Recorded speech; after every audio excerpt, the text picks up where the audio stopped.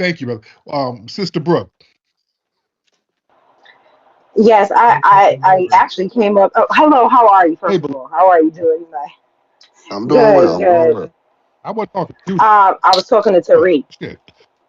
I could care less about how you doing. Anyway, so I just wanted to answer the prompt real quick. Um, I've said this in one of my testimonies when I testified at the hearings for reparation here in New York.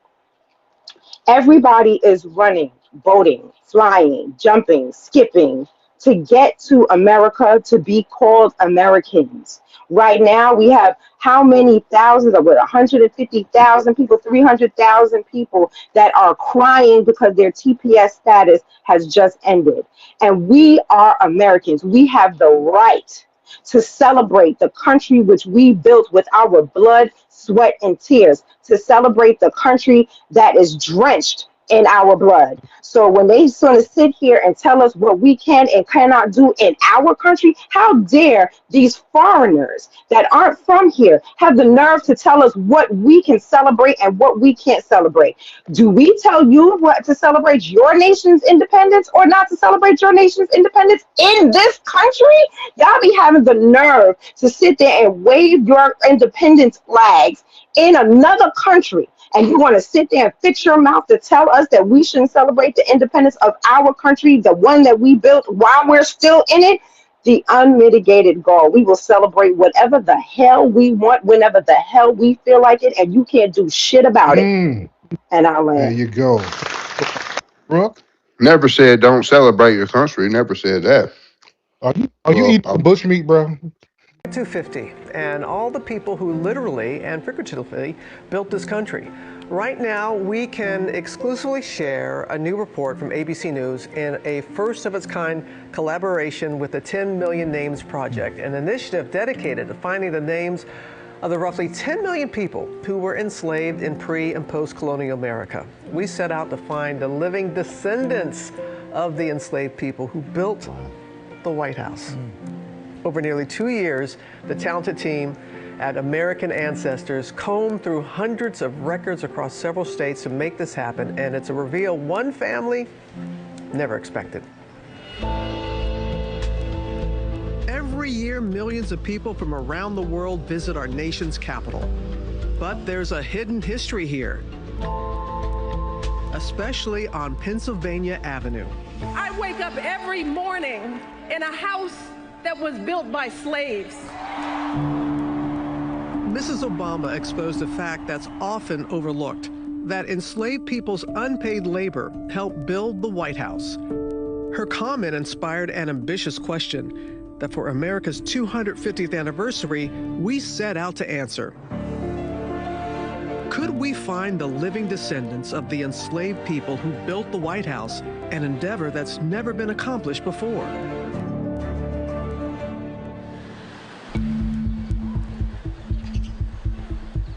The genealogists at American Ancestors in Boston combed through hundreds of records across several states before finding Ashley Swain, a potential living descendant. Hi, Ashley? Hi, yes. And after confirming her family's genealogy, I'm talking to the right person. That's really great news. we asked her and her mother, Jackie, to come to Washington, D.C. so we could reveal our incredible discovery. Hi, how you doing? Hi, Ashley. Lindsay and her fabulous team, they have uncovered some incredible information about one of your ancestors that is truly first of its kind. So before we get to that, just hearing that, what's going through your mind? I just said, oh, wow. Right? Yeah, I think for me it's just excitement, nervousness, you know, all the things. It's just like, how did I get here? Lindsay, the table is yours. So I'm gonna just share with you, if we all can just pass these down. What we want to do is make connections between each individual. So you'll see Ashley, you're on the bottom here, and then Jackie, your grandfather, Ashley, and your father, Robert Smith. This generation, James Peter Smith and Beatrice Marie Hicks. This is your first great-grandparents. Your second great-grandparents are James Hicks and Fanny Rome. Your third great-grandparents are William Hicks and Sarah E. Ambush. They're from Washington, D.C. And then your fourth great-grandfather and grandmother are Calvert Ambush and Patsy Cried. At the top, we see Calvert Ambush. Can you please tell us the significance of this gentleman in American history? Your fourth great-grandfather, Calvert Ambush, was one of the enslaved men who built the White House. One of the most iconic landmarks in America. Really? Oh my goodness. Yes, ma'am. Oh my goodness. Your great-great-great-grandfather helped build The White House. the White House. Wow. I'm a little teary-eyed.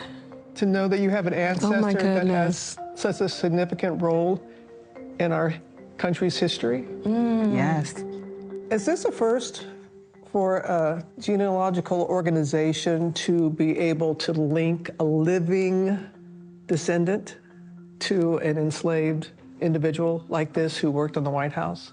Yes, this is the first time we've been able to make the connection. It's incredible that the two of you are sitting here with me. I've been looking for you for 2 years. Vince, I want to bring you in on the conversation here. Yeah. Just give us the historical context. We know the original White House begun construction in 1792, but then, after the White House was burned in 1814, in 1829, President Andrew Jackson had the North Portico built. And that's where we find Calvert Ambush employed. Oh my goodness. Calvert Ambush, a name reclaimed, an ancestral family connection restored. We chose the Octagon Museum as the location for the reveal because of its connection to their ancestor story. Professor Vince Brown took us to the basement where the original slave quarters from the 1800s are still intact. Calvert Ambush's story doesn't end with slavery. He was freed. He was emancipated by another former slave named John Freeman, who was his uncle. And John Freeman lived in this house when James Madison was president, in this basement. The bill of sale and deed of trust records show that John Freeman took out a loan for $620 to buy his nephew's freedom. And that was a lot of money. That was a lot of money. So when you talk about family, taking care of family, That's it. people struggling, right, to better their condition, this is that story. Oh, wow. Now, after discovering how their ancestor contributed to its construction, Ashley and Jackie are seeing the White House and its grand north portico for the first time. It feels unreal. It feels unreal. I think just even looking at it and understanding more of the history behind it. I feel it right now. I got the chills. I won't walk past it again either without stopping here thinking about him. My name is Breuck, and I just want to remind everybody that reparations is back payment for services rendered. If you weren't here and you did not render any services during slavery, you do not qualify for reparations. Nationality and citizenship are loud conversations today. While people are flying, boating, walking, riding into this country in the pursuit of U.S. citizenship, none of these groups share the centuries-long history we have on this land. None of them fought this government and won. None of them are owed a red cent by this nation, but the freedmen are. Freedmen, that's the title this government gave us. Foundational Black American, that's the name we chose for ourselves.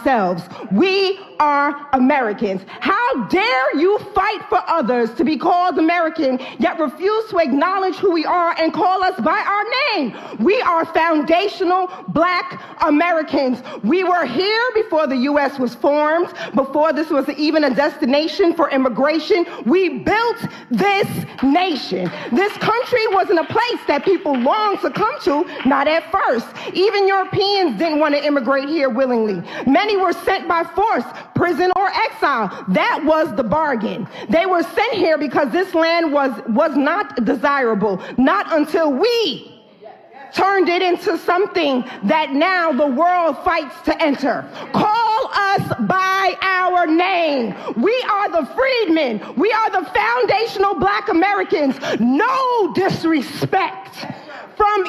No disrespect to continental Africa or Africans, but how many of them are dying to come to America and become what we already are? Aren't thousands, no, millions of them fighting for American citizenship right now? So again, call us by our name. The refusal to recognize us by the name we chose is giving white racist Cassius Clay Muhammad Ali energy from skin folk who clearly aren't kinfolk. In today's climate... Thank you, Brooke. We appreciate you. Marjorie has... Thank y'all for watching. Like, share, and subscribe. It helps me in the algorithm. Love you. Bye.